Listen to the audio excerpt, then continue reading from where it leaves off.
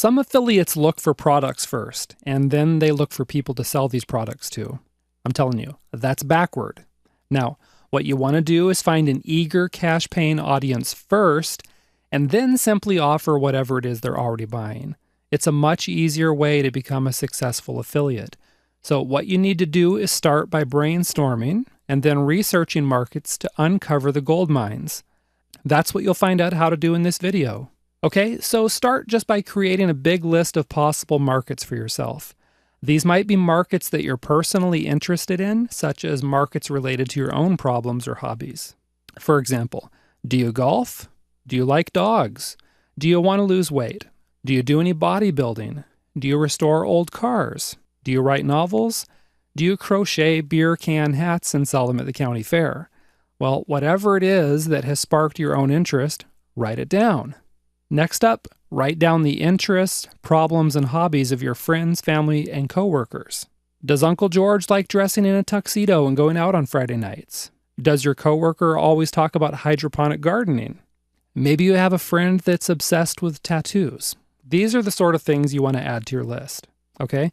Then next, pay attention to the world around you. Read the news. Eavesdrop on people. Watch reality TV. Talk to hip teenagers to see what's happening. You can get plenty of ideas for potential markets by just opening up your eyes and ears to what's going on all around you. Okay? And here's another idea. This is a way to discover markets and niches you never knew existed.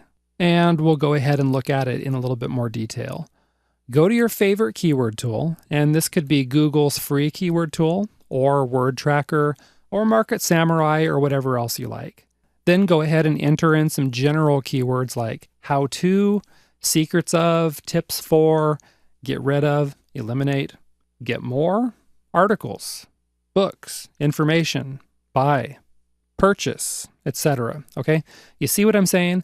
When you plop in one of those phrases into a keyword tool, you'll get all sorts of crazy things that people are looking for in the search engines. You can also do this using Google's autofill feature. Just start typing something like how to in Google's search box, and it's going to automatically guess what you want to search for based on what other people have searched for. For example, just type in a very vague search such as how to, and Google's going to spit out all sorts of possibilities such as how to boil an egg, how to kiss, how to tie a tie, how to write a cover letter, how to knit, even how to make French toast, okay?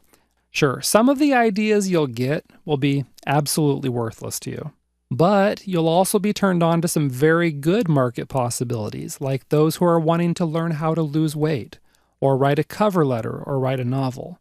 So your next step is to separate the wheat from the chaff. What you want to do is figure out which of these ideas on your list are actually profitable. And the way you do this is by snooping around a little bit online. First, you go to Google and run a keyword search for the market, like golf or weight loss or tinfoil tuxedos. Then take the same keyword search and run it through a big marketplace or two, like Amazon.com. All right, what you're looking for is evidence that there's a big, hungry market that's willing and able to buy related products and services. So put on your Sherlock Holmes hat and let me tell you how to spot and recognize this evidence. First, you're looking for evidence that the market is buying products and services.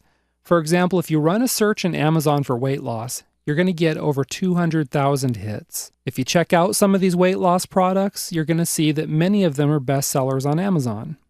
Taken together, these bits of evidence become a big, blinking neon sign that you're dealing with a huge, hungry market. No pun intended. Now do another search, such as one for mousetrap cars, and you'll come up with just 87 results. That's tiny. Not exactly proof that there's a huge market just clamoring to buy mousetrap cars, kits, parts, or guides. So that's the kind of market you'd cross off your list, because you want a market that's rabidly passionate and willing to buy a lot of products. The second thing you're looking for is evidence that the marketers are willing to spend money to advertise to their niche. That's a big sign that the market or niche is profitable, because smart marketers, as you know, don't flush money down the toilet. So look at the sponsored ads on Google when you run a search. Are there plenty of them? Look at the sponsored ads on Amazon. Look on eBay. Check out classified ads in the back of related publications. See if related websites are filling their ad spots. In short, just follow the money. Go back to the example of weight loss. You're going to see advertisers spending gobs of money online, on TV, in print, and everywhere else to reach their market. That's a sign of a profitable market. Now run a search in Google for mousetrap cars. At the time I'm making this video for you, not a single paid ad shows up alongside the regular search results. That's the sign of a small market or a tightwad market. Either way, it's not something you want to jump into. Okay, so now it's your turn. Go do your market research, find out which markets have eager audiences that are buying products and services. Just another note, you can even use Google Trends to see if a particular market is gaining in popularity over time. Okay, do this and you'll create a short list of markets that look super profitable. Go ahead and pick one and you'll be one step closer to becoming a successful affiliate. All right, in the next video, I'm going to show you how to find a golden needle in an affiliate marketing haystack.